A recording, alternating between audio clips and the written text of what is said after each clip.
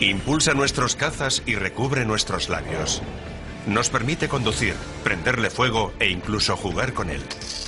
Dependemos de él, desde nuestras camisetas hasta nuestros tejados. De modo que si creen que lo tenemos crudo, piénsenlo mejor. A continuación, en Maravillas Modernas, los secretos del petróleo.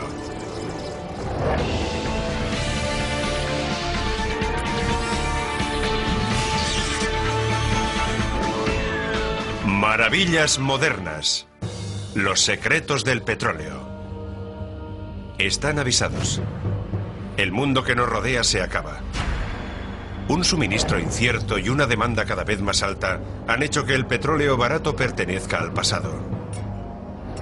Llenar el depósito nos sale cada vez más caro, pero eso no es todo, ni mucho menos.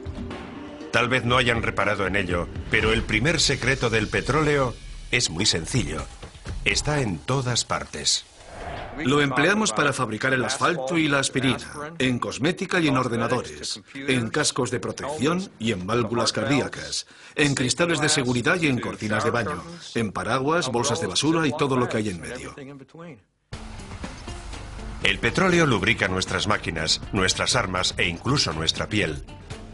Fusiona los materiales de nuestras casas y carreteras y es la base química del plástico, del caucho y de las fibras sintéticas. Fíjense bien. El 30% de nuestros televisores está hecho de materiales derivados del petróleo, el 50% de nuestras zapatillas deportivas. El atuendo deportivo es derivado del petróleo casi al 100%, e incluso el detergente con el que lo lavamos. Igual que las lentes de contacto. Ni que decir tiene de su cepillo de dientes. Un momento, ¿ha dicho que la aspirina también? La aspirina y otros fármacos tienen como base el petróleo, como las drogas para combatir el cáncer. La gente no sabe que la industria petroquímica proporciona el material esencial para todo. Hace poco más de un siglo nada de esto era verdad. Por aquel entonces el caucho provenía del alcornoque, el plástico era el gran desconocido y nuestro principal medio de transporte consumía toneladas de carbón. Pero entonces se inventó el motor de combustión, adquirimos mayor movilidad y desde entonces el petróleo es el rey. Nuestra sociedad ha crecido pensando que este increíble material cuesta muy poco y hasta nos lo pueden traer a casa. Y desde hace 50 o 100 años no hemos dejado de imaginar nuevas formas de aprovechar esta excelente materia prima, el gas natural, el petróleo en crudo. Casi hemos hecho magia con él. Un solo barril de crudo contiene unos 160 litros y los norteamericanos consumen al día unos 20 millones. Aproximadamente el 50% de cada barril se destina a la gasolina de automoción, un 15% se transforma en gasóleo. Por increíble que parezca, el 35% restante es lo que sustenta nuestro mundo. ¿Qué tiene el petróleo que lo hace tan polifacético y por ahora tan importante? Dentro de cada barril hay una mezcla de moléculas de hidrógeno y carbono que forman todo tipo de enlaces conocidos como los hidrocarburos. Algunos, como el C4, más conocido por metano, son hidrocarburos relativamente sencillos y se consideran ligeros. El combustible de automoción contiene cadenas moleculares algo más largas, mientras que otros, como la estructura química del aceite de motor, contienen cadenas más complejas de 50 o más átomos de carbono. Si separamos estas moléculas del crudo, obtendremos importantes fuentes de energía, como la gasolina o el gasóleo. Pero lo que queda es una rica mezcla de bases químicas conocidas como materias primas. Después, todo depende del refinado. Básicamente, en el proceso de refinería se toma el petróleo crudo y se reorganizan las moléculas mediante diferentes procesos. Con unos se elabora la gasolina, con otros se obtiene gasóleo, con otros carburante, con otros el queroseno y también las materias básicas con las que se fabrican todo tipo de productos para consumo mundial. Valero Oil es la refinería más grande de Norteamérica. Aquí en sus instalaciones de Wilmington, California, procesan diariamente más de 135.000 barriles, que llegan en grandes petroleros y son bombeados hasta la costa. Este es el oleoducto por el que nos llega el crudo desde los barcos y por el que se transporta. Tiene un diámetro de 75 centímetros y se introduce en estos tanques. Disponemos de 4 tanques, cada uno con capacidad para 300.000 barriles. Una refinería es un enorme complejo químico donde se realizan 4 tareas básicas: destilación, limpieza con agua, craqueado y mezclado. Cada paso está diseñado para obtener materias primas más puras y concretas. El primer paso es la destilación, donde se separan los hidrocarburos primarios entre sí.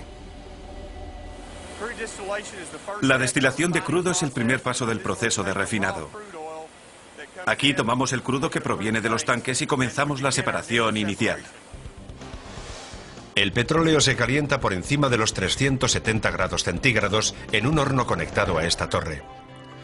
Al aumentar el calor, las diferentes moléculas de hidrocarburos del crudo empiezan a evaporarse a diversas temperaturas. Una vez separadas, sus gases se elevan dentro de la torre, se enfrían, se condensan y son extraídos a determinados niveles. Los hidrocarburos más ligeros, como los gases líquidos que se utilizan para fabricar aspirinas, suben hasta arriba, mientras que los más pesados, que se emplean en aceite de motor y asfalto, permanecen en la parte inferior. Como resultado, el crudo que antes era uniforme se ha separado en varios elementos. Tras la separación del crudo obtenemos estos productos que ven aquí.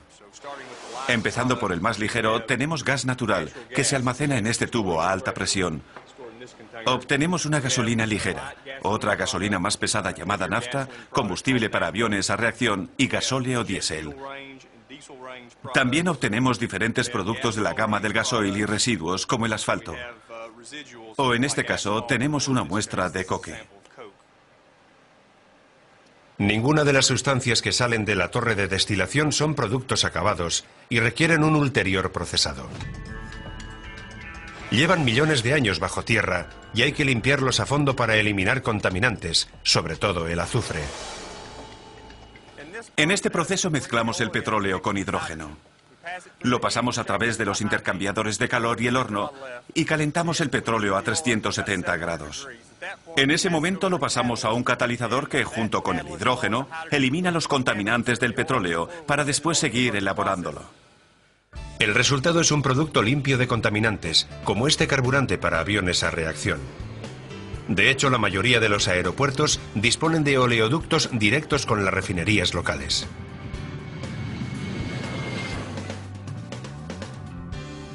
Respecto al azufre obtenido, se comercializa como componente clave para fertilizantes agrícolas, en la fabricación de neumáticos, para extintores e incluso explosivos. Pero no todos los elementos están listos. Algunos incluso necesitan un tratamiento atómico. Con el craqueado, las moléculas complejas de hidrocarburos se fragmentan en otras más sencillas y prácticas, con las que se fabrican productos acabados.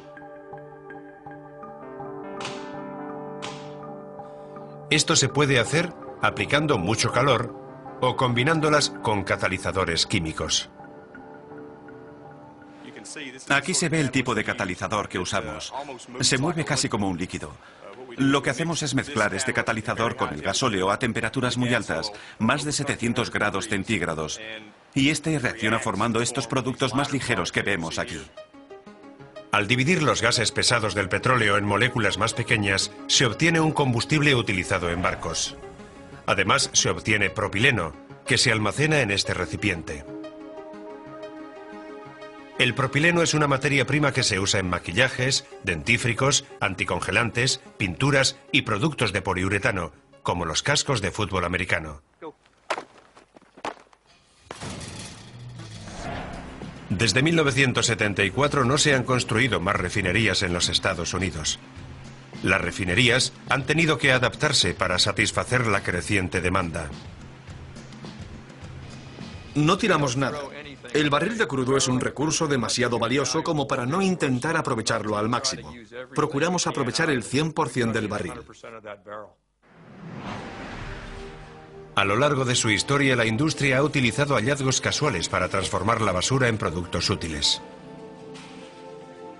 La petroleína era un ungüento blanquecino que surgía del terreno con las perforadoras y a menudo atascaba los engranajes.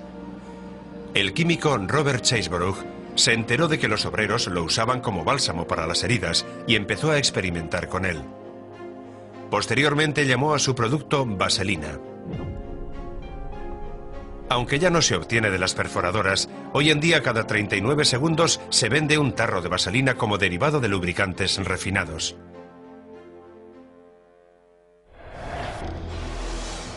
El coque de petróleo, ese desagradable residuo que queda después de separar las demás sustancias, era relegado al fondo de los barriles hasta que empezó a ser utilizado en los hornos de las herrerías. Los residuos son recursos, de modo que empezaron a buscar usos prácticos para los subproductos que se obtenían del proceso de refinado. Y en 1910, un propietario de un modelo T pidió al científico Walter Snelling que analizara los gases que salían del depósito de gasolina. 2 años después, Snelling patentó un gas obtenido del petróleo, el propano. El propano es uno de esos combustibles creados por casualidad. Es un subproducto. Y en la industria lo que hemos hecho es construir todo un negocio en torno a un producto que en los primeros años era descartado como residuo. El propano surge en muchas fases del refinado. Considerémoslo una simple gratificación. Es un hidrocarburo muy energético. Tiene casi 3/4 partes más de hidrógeno por molécula que una molécula de gas natural. También es un carburante que arde bien y es muy rentable. El propano produce entre un 18 y un 24% menos de CO2 que la gasolina. Actualmente más de 17 millones de hogares utilizan el propano para calefacción, cocina y energía. Los agricultores ecológicos lo emplean para eliminar las malas hierbas de sus cultivos y desinfectar sus cuadras sin productos químicos. Y por supuesto, en más de 50 millones de hogares se utiliza para encender la barbacoa. Imagínese, el 2% del mercado energético lo consumen 50 millones de familias solo para la barbacoa. Una ventaja importante del petróleo y sus derivados es su facilidad de manejo. Por ejemplo, comparado con el carbón, es un recurso fácil de transportar. El petróleo es muy versátil y una de sus características es que es líquido y fácil de transportar. El propano no es ninguna excepción. Los fabricantes someten el gas a presión, lo que lo convierte en líquido. Así es 270 veces más compacto.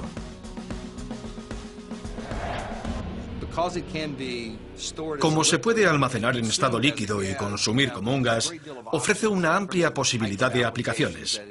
A veces puede tener muchos inconvenientes, pero esa es una de las singulares propiedades del propano, que puede ser un líquido y también se puede usar como un gas. En cuanto se abre la válvula de la bombona y se normaliza la presión del interior, el propano líquido vuelve a su forma gaseosa original. Y en ese instante está listo para ser consumido. El propano es el combustible alternativo más utilizado del mundo. Hay unos 11 millones de vehículos que funcionan con propano todos los días. Aquí, en los Estados Unidos, cualquiera que haya estado en Las Vegas y haya ido del aeropuerto hasta el hotel en taxi, ha viajado en un vehículo a propano. Pero si pensaban que el petróleo no daba para más, aún quedan sorpresas. ¿Qué tienen en común las bañeras, las virutas de embalaje y los depósitos de armas ultrasecretos? Una palabra: plástico, el subproducto del petróleo más prolífico que existe.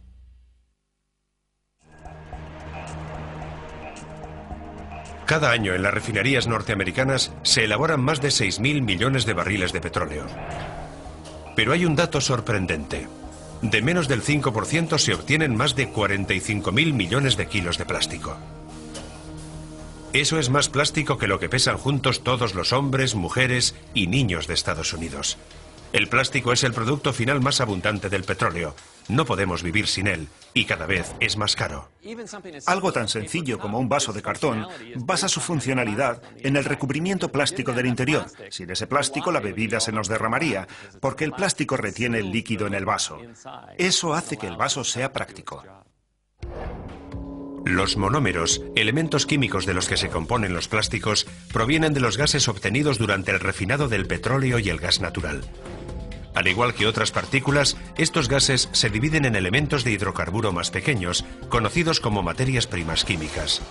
Hay 7 materias primas básicas, entre ellas el etileno, el propileno y el benceno, con los que se fabrica casi todo el plástico mundial. El nylon es un buen ejemplo para mostrarles cómo se hace. Aquí le añadimos un diácido y después una diamina. Y en la unión de ambos elementos químicos, los dos derivados del petróleo, se obtiene el nylon. Cada año se emplean más de 3.600 millones de kilos de nylon para fabricar de todo, desde medias hasta paracaídas.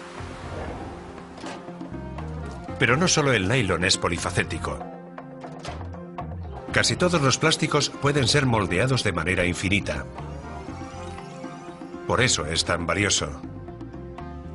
Mucha gente cree que el plástico siempre ha sido barato, pero eso no es verdad. Es más, durante mucho tiempo el plástico ha sido más caro que el metal. Lo barato es fabricar un montón de objetos con él.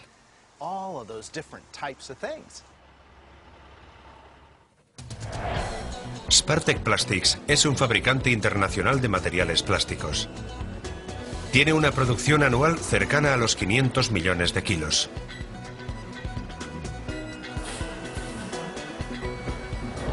Sus materiales se pueden encontrar en todas partes, desde los envases para alimentos hasta las cabinas de solarium o ventanas a prueba de balas.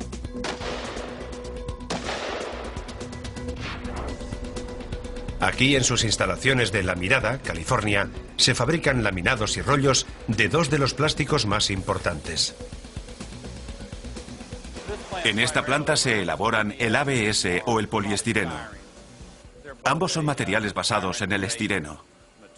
Cada vez que abran la puerta de la nevera, las bandejas, los compartimentos para la comida y, por supuesto, la puerta, llevan poliestireno.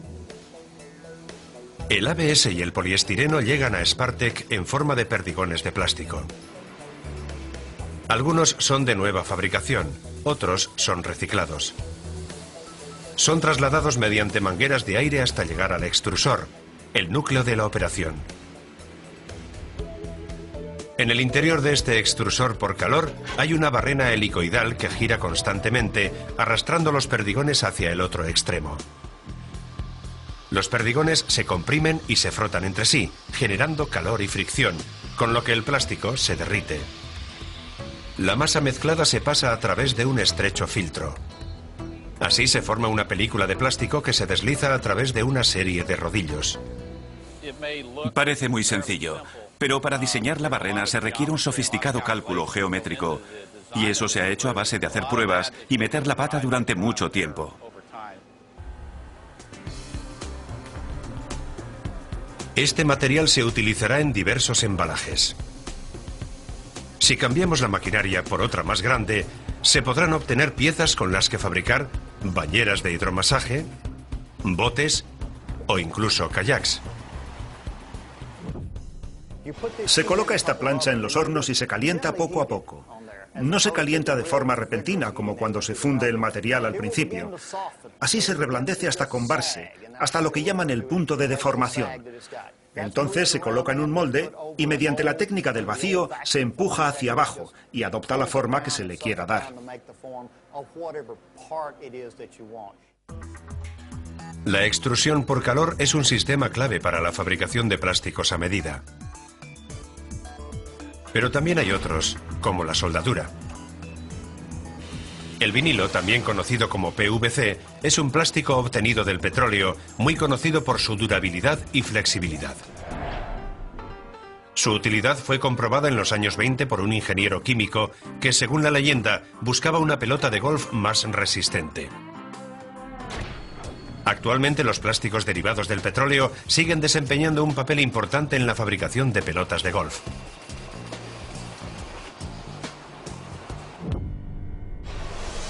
Y las ventajas del PVC se han extendido a toda la industria, sanidad y el ejército. Desde 1997, el ejército estadounidense ha destruido casi el 55% de su armamento químico de la Guerra Fría. pero aún le faltan unas 14.000 toneladas. Y en este entorno cargado de agentes tóxicos como el gas sarín, el buzo protector puede suponer para un trabajador la diferencia entre la vida y la muerte. Aquí, en Vinyl Technology, se han fabricado más de 130.000 buzos de vinilo. El buzo está hecho de un 99% de material plástico. El visor es básicamente material de parabrisas, del que se usa en coches descapotables. Todo lo demás consiste en una aleación especial de capas de plástico, especialmente creadas para protegerse de los agentes químicos. Están diseñados para retrasar la permeabilidad de una sustancia a través del material y permitir que el obrero trabaje el máximo tiempo posible. El buzo no lleva costuras ni remaches. Todas las juntas de los materiales están soldadas por radiofrecuencia. Si nos fijamos bien, podemos distinguir algunas de las juntas del perímetro del visor. El vinilo está soldado con la aleación, que es el material blanco. Todas las costuras son muy limpias y están por fuera para proporcionar la máxima comodidad al usuario. Los buzos no están terminados hasta que los trabajadores que los usen se los prueban. Cuando los obreros se disponen a entrar, se colocan los buzos y estos quedan físicamente termosellados mediante una máquina parecida a la que empleamos para fabricar los trajes. De modo que una vez que entran, se quedan dentro todo el rato. Realizan su tarea, se quitan el buzo y en ese momento el buzo se desecha. El petróleo es eficaz para protegerse de sustancias químicas peligrosas. Pero, ¿qué sucede si se ingiere accidentalmente? Seguramente ya le habrá pasado. Si hablamos de palabras mayores, pocas cosas hay más grandes que la oruga transportadora, el vehículo que traslada el transbordador espacial de un lugar a otro. Cuesta creer que este coloso de casi 3 millones de kilos de peso tenga mucho que ver con un reloj de pulsera. A pesar de la diferencia de tamaño, bajo su apariencia, ambos mecanismos tienen muchas piezas móviles. Y ya pesen varias toneladas o pocas micras, las piezas móviles casi siempre requieren lubricantes derivados del petróleo. Un lubricante está diseñado para hacer dos cosas muy diferentes. Una es evitar el desgaste y la otra tiene que ver con el calor que generan las piezas móviles. Su poder de lubricación consiste en eliminar el calor que se genera y evitar el rozamiento de las superficies. Los lubricantes están hechos de aceites básicos separados de los elementos más pesados en la torre de destilación. Son una de las fracciones más valiosas, aunque representen menos del 8% del producto de un barril. Eso se debe a que sirven para muchas cosas, desde trasladar el transbordador o guiar un misil, hasta fijar la cadena de las sierras mecánicas.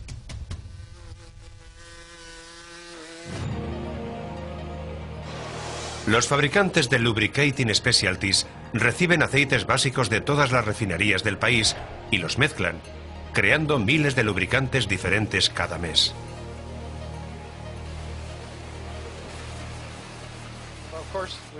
Fabricamos aceite de motor. Seguramente sea nuestro producto estrella. Elaboramos especialidades con líquidos ignífugos que son imprescindibles en las fundiciones, para que no se produzca un incendio en caso de fuga. Y también fabricamos aceites industriales que se usan en los barcos para mover el timón, baterías de misiles o armas. Y también aceites para el despegue de aviones.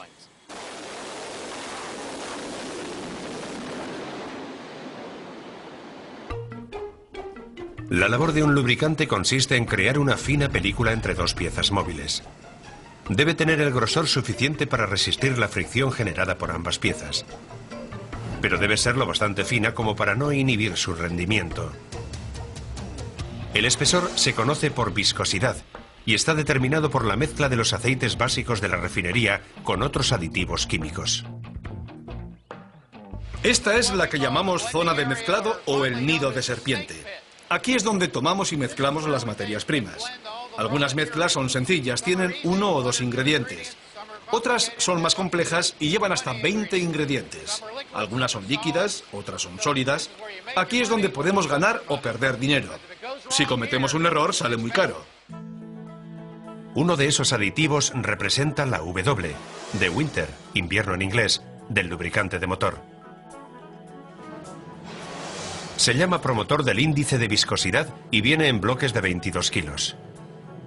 Pero ojo, no es un sólido. Se solidifica en frío. Si abrimos este lateral y regresamos mañana por la mañana, lo encontraremos desparramado por el suelo. Aunque parezca sólido, en realidad sigue siendo un líquido muy grueso y viscoso. La sustancia se corta, se calienta y se mezcla con el lubricante de motor para asegurar su eficacia durante todo el invierno. Es una sustancia que nos permite utilizar el mismo lubricante de motor en verano como en invierno. Se dilata con mucha rapidez. En estado frío se asemeja al muelle de un reloj. Está muy comprimido. Pero cuando se calienta a 90 grados, se dilata como si fuera un sacacorchos. Se vuelve muy largo y actúa como un manojo de fibras que evita que el lubricante sea demasiado fluido. Le da más consistencia. Así se obtiene un buen rendimiento tanto en frío como en caliente. En la actualidad, pocos procesos están tan automatizados como la producción alimentaria y el embalaje. Y aquí también la maquinaria requiere un lubricante especializado, denominado aceite mineral comestible. Hasta se puede comer. Sanidad ha impuesto su utilización porque si se mezcla accidentalmente con la comida, no supone ningún daño a la salud. Se trata de un hidrocarburo muy elaborado, muy purificado. Está tratado en envases especiales, en botes especiales, de modo que nunca entra en contacto con ningún metal. Pero si le sorprende la idea de que podría comer lubricante, no olvide que también se lo aplica por toda la piel. El aceite para bebés es esta misma sustancia al 100%, con algo de perfume. El bronceador es un 80% mezclado con una sustancia emulsionante. La barra de labios es un 70% mezclado con pigmentos y algunas ceras para darle consistencia. Prácticamente se usa en todo lo que nos aplicamos al cuerpo. La mayoría de los lubricantes son de usar y tirar. Se usan y se reemplazan una y otra vez. Pero con la carestía del petróleo, el lubricante más común del mundo, el aceite de motor, puede tener una nueva vida. Cada año se generan 3.700 millones de litros de aceite usado en los Estados Unidos. Aquí, en Evergreen Oil, nos hacemos cargo de ese aceite y lo reciclamos. Tomamos el aceite usado y lo devolvemos a un estado prácticamente virgen. Calculamos que un mismo litro se puede reutilizar más de 20 veces. El aceite reciclado es diferente del aceite reacondicionado, que a menudo es etiquetado como de segunda mano y simplemente filtrado, a veces con resultados desiguales. Evergreen Oil calcula que un reciclado de todos los aceites podría permitirnos ahorrar más de 90.000 barriles de petróleo al día. Aquí tenemos aceite usado recién recogido y traído a Evergreen Oil. Está lleno de impurezas como metales pesados o azufre. También podría tener ciertas cantidades de halógenos, o sea, está sucio. Pero vamos a someterlo a nuestro tratamiento de reciclado y convertirlo en un lubricante de base reutilizable. El reciclado viene a ser el proceso a la inversa del refinado original. En primer lugar, el aceite se limpia para eliminar no solo las impurezas, sino también los aditivos. ¿Recuerdan el promotor del índice de viscosidad? Bien, en el reciclado hay que eliminarlo. La sustancia restante vuelve a ser destilada y se crea una fracción casi pura. Este es nuestro lubricante de base reciclado.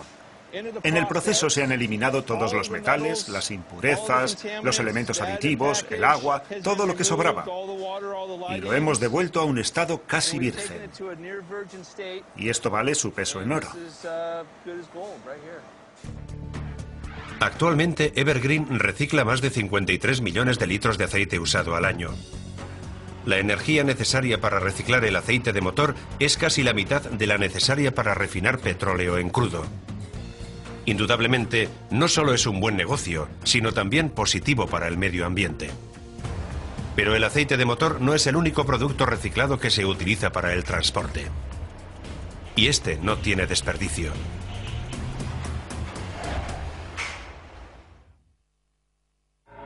¿Sol abrasador? ¿Tormentas tempestuosas? ¿Vientos huracanados? Haga el tiempo que haga, necesitamos un techo para protegernos de la ira de la madre naturaleza. Y lo más importante que hay que proteger es precisamente el tejado. Aquí es donde interviene el petróleo. Actualmente 4 de cada 5 hogares estadounidenses están cubiertos de tejas de asfalto, el material más utilizado en este país. La industria del asfalto fabrica anualmente más de 1.000 millones de kilómetros cuadrados de productos para tejados, material suficiente para cubrir 5 millones de hogares al año. Los pozos naturales de asfalto existen desde hace millones de años.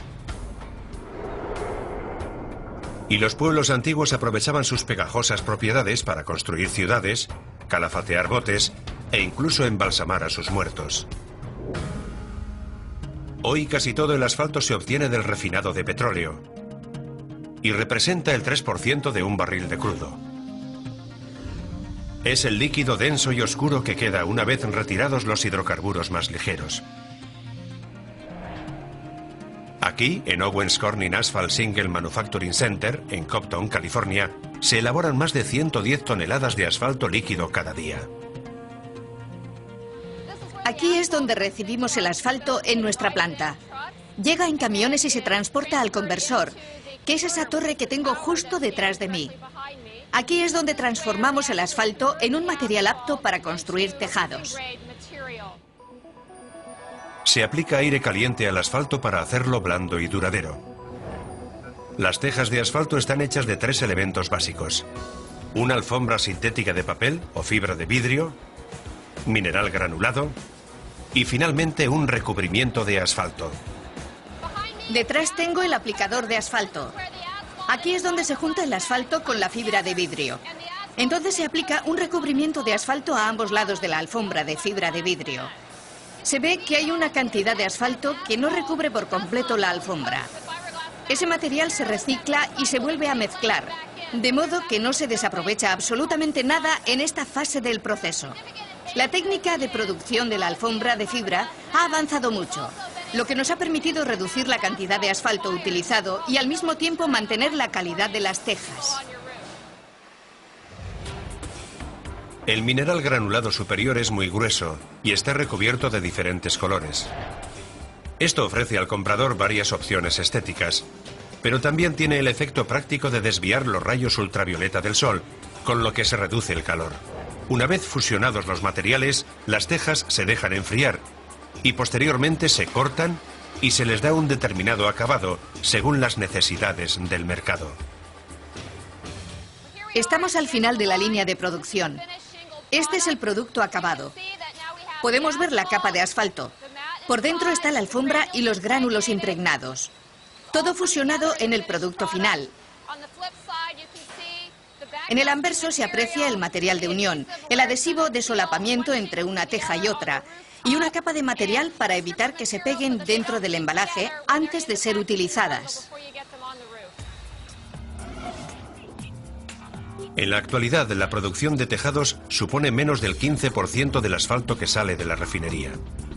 Un porcentaje aún menor se destina a la construcción de estructuras impermeables, como diques y rompeolas. ¿Y para qué se utiliza el resto? No tiene más que fijarse en la carretera bajo sus pies. En los Estados Unidos hay más de 6 millones de kilómetros de carretera. El 94% está recubierto de asfalto. Vulcan Asphalt produce cada hora más de 500 toneladas de asfalto de carretera. El petróleo es imprescindible para dar consistencia. Necesitamos el petróleo como elemento adhesivo para darle consistencia y compactarlo. Eso es lo que nos permite viajar sobre una superficie sólida, de modo que es un ingrediente muy importante.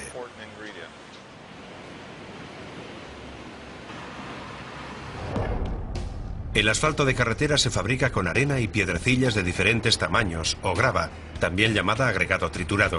Todo esto se mezcla en un mortero. Como se puede ver, tengo piedrecillas de diferentes tamaños, algunas de medio centímetro, otras de 1 centímetro, otras mayores, y también arena. En la mezcla utilizamos diferentes tamaños. Para hacer un buen mortero hay que rellenar todos los huecos, que no haya ningún resquicio. Lo que hacemos es empezar por la grava más grande y después se añade la más pequeña para que quede todo compacto. De otro modo, la carretera se quebraría. El petróleo rellena todas las grietas y también le da consistencia. Los diferentes tipos de superficie requieren diferentes mezclas. Una vez establecida la fórmula correcta, el agregado se traslada a una secadora, donde se calienta a casi 900 grados centígrados. Lo secamos por completo antes de mezclarlo con el petróleo, porque el agua y el petróleo no ligan. Dentro de la secadora, Vulcan también añade asfalto reciclado al mortero, con lo que se ahorra grava y petróleo. Esto es asfalto reciclado. Este es uno de los productos que más se reciclan en los Estados Unidos. Aquí lo usamos bastante. Es una porción muy importante de nuestra mezcla de asfalto. Se incluye el petróleo líquido utilizado previamente. Ahora es cuando el agregado se rocía con asfalto líquido de la refinería. Tras una breve pero intensa mezcla, el proceso está terminado. Aquí tenemos nuestro producto final tal y como sale de nuestras instalaciones. Como se puede apreciar por el tamaño del agregado, es una mezcla de 2 centímetros. Con esto se pavimenta la carretera. Seguramente esta misma tarde lo transportaremos allá. Una carretera asfaltada, otro derivado del petróleo que damos por hecho. Pero ahora se nos plantea una interrogante. ¿Qué pasará cuando se acabe el petróleo?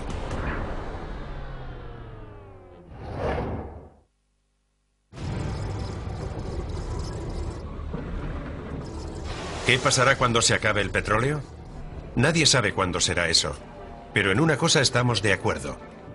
Al aumentar la demanda, el suministro se irá reduciendo, hasta que un buen día el petróleo crudo se agote como recurso primario natural. Y será mejor que nos vayamos preparando. Si lo miramos con objetividad, comprenderemos que es un recurso excelente que tal vez aún no haya sido utilizado adecuadamente. Hemos dependido de él pensando que duraría para siempre, pero los recursos son limitados, jamás duran para siempre. Estamos desarrollando alternativas para casi todos los derivados del petróleo. Cada vez hay más fuentes de energía renovable. Por ejemplo, la energía eólica cubre un 1% de las necesidades energéticas de Norteamérica, como en su día hizo el uso incipiente del petróleo. Y eso no es todo. Esta autopista no solo está pavimentada con asfalto tradicional, sino también con un bioasfalto obtenido del azúcar de caña. Y aunque la mayoría de los lubricantes de motor sintéticos aún contengan petróleo, el coste de los lubricantes 100% sintéticos sigue disminuyendo. Hace poco, Virgin Atlantic Airlines lanzó el primer avión que funciona con una mezcla parcial de combustible a base de algas.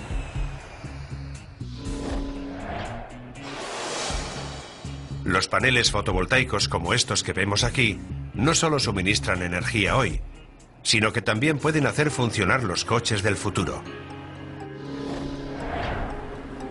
Y los plásticos, que antes se fabricaban con petróleo crudo, ahora se elaboran principalmente con gas natural, más limpio y eficiente. También se puede obtener plástico de maíz u otras plantas. Pero las nuevas energías y materias primas no suponen el único campo de investigación y desarrollo. ¿Se podrá compensar el petróleo, el gas natural o el carbón con otras fuentes de energía alternativa? Esa pregunta depende mucho de la tecnología que seamos capaces de desarrollar. Por el lado de la demanda podemos hacer las cosas de manera mucho más eficiente, para que así disminuya la demanda. Ahí es donde el reciclaje desempeña un papel principal. Combatir la demanda reciclando lo que ya tenemos es una estrategia muy común en miles de vecindarios de todo el país. No hay más que ver las botellas de plástico, que generan más de 9 millones de plástico reciclado cada año. Sin embargo, el reto no reside en los plásticos sencillos, como las botellas, sino en productos más complejos, como los televisores u ordenadores, que contienen muchos tipos de plástico. Hasta hace poco, la única solución era el vertedero. Pero aquí llega la nueva ciencia de la recuperación.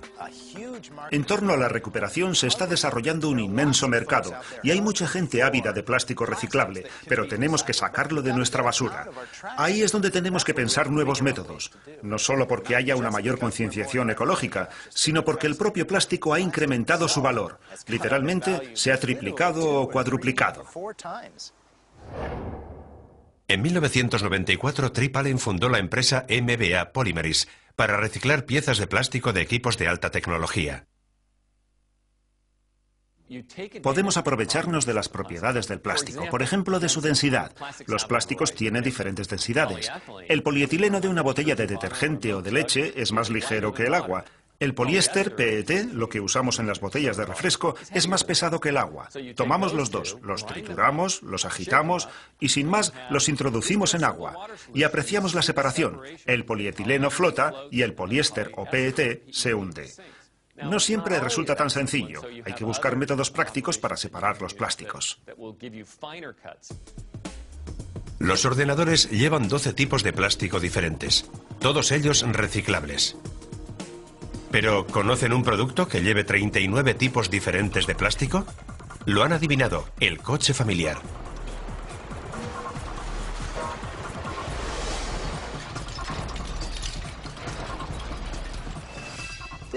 Esto es lo que queda del coche familiar. Una vez desguazado, se separa el acero y muchos de los metales no ferrosos. Y lo que queda es un material que llamamos pelusa, pelusa de automoción. Aquí hay de todo, desde los faros traseros hasta la tapicería. Es toda una mezcla de materiales. Estos restos se envían al vertedero. No huele tan mal como la basura convencional, de modo que lo usan para tapar la basura normal. Y esto podría ser el final. Pero como los antiguos buscadores, Allen encuentra oro en estas pilas de basura. Este vehículo utiliza una serie de técnicas que provienen principalmente de los antiguos conceptos de la minería. California fue fundada durante la fiebre del oro. ¿Y qué es la búsqueda del oro sino la selección de piedrecillas amarillas, entre otras piedrecillas inmundas? El proceso comienza pasando la pelusa de automoción a través de unos imanes para eliminar cualquier partícula metálica. Entonces se introduce la pelusa en una serie de ciclones de agua, tornados giratorios de H2O, que separan los diferentes plásticos u otros elementos de la pelusa. Al seleccionar el material según su rapidez para hundirse o flotar, podemos obtener diferentes productos simplemente usando agua. Hay mucho acero y metales no ferrosos, pero también hay diversas variedades de plástico que se pueden aprovechar para elaborar otros productos de consumo. Todavía es un prototipo, pero las posibilidades de este ciclón de agua saltan a la vista y se pueden aplicar a mayor escala, como en los propios vertederos. Pero por ahora debemos tener presente que en un mundo que lucha contra la tiranía del petróleo, la innovación y el desarrollo esconden secretos que no deberíamos olvidar.